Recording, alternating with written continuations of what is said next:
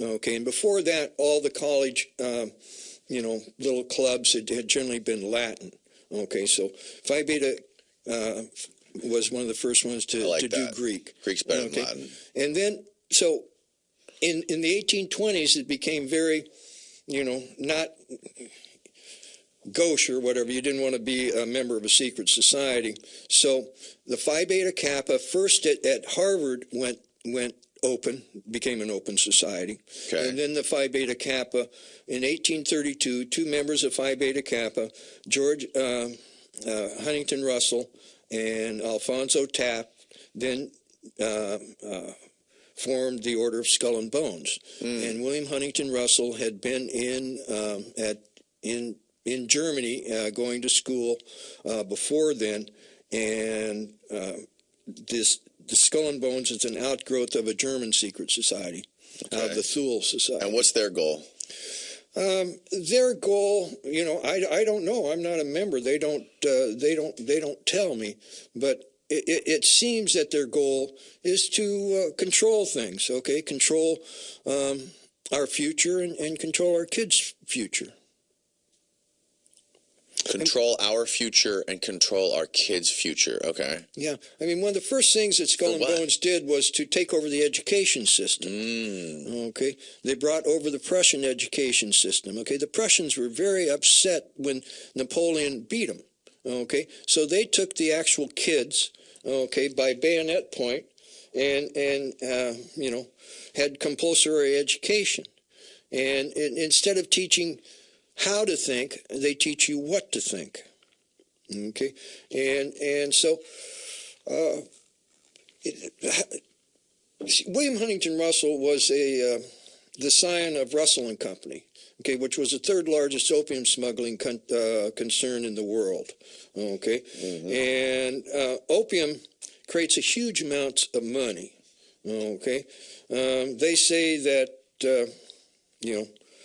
now, fentanyl has taken over a lot of that market, but they were saying that there was 1 million to 1.2 million junkies in the United States. I think there's a few more, okay?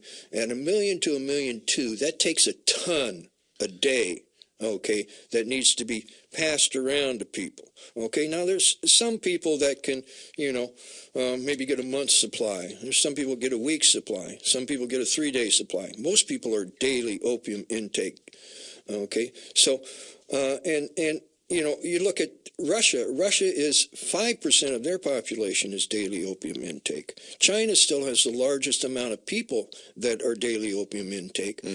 Iran has the largest percentage. 10% of their population is daily opium intake. Okay, it creates huge amounts of money, which then allows these people to corrupt things. I mean, how Skull and Bones got its real big hooks into the United States of America and the United States government was through the Spanish-American War. And that was because of drugs. Because, you see, opium, after the Second Opium War, opium became legal. Okay? They don't like that, do they? And you gotta make that shit illegal. It should be legal. No, I know, but they can make more money if it's illegal, right? Right. So after it got made legal, I was tracking these people because I was really, digging into the drug trade, and you can see where after they lost their cash cow, before the cash cow, they had 85% of the emerging steel infrastructure in the Far East, the railroads and the steamship lines. Okay, so they. You can see where they start selling it off. It gets down to about 15%, and they sell their. These are like all kids. Look at this. Look at these skull. Look, this is the Skull and Bones yearbook photo. Yeah. Well, every year. I mean, those guys. These kids look like teenagers. Well, they're juniors in college. That's wild. They're juniors in college. So, what's the initiation for Skull and Bones? Is it like some weird fucking? Like with those, what were those dudes? Who were the Templars? What they had to do? They had to kiss the taint of the leader or something gay like that. They have to do anything like that with the Skull and Bones? I don't know. I'm not a member. I mean, there's all kinds of stories. The story. That they had a night where they have to tell everybody about all their sexual adventures and all this type of stuff. And, Yeah, and that's they probably had to blackmail each other, right? So they didn't have to they didn't get any rats. Well, I mean, there's some secret societies where you have to give them blackmail material before you join. I think that's how you have to get into American politics, is you have to give them blackmail. I think you have to, like, there has to be some sick shit that you've done in order for you to run society. Well, I find that sad. Most people think that mushrooms are either psychedelics or food, but little did you know there's a third category: the calming psychoactive effects of Amanita muscaria. You've seen it in ancient myths, Christmas folklore, and most people don't even know what it does.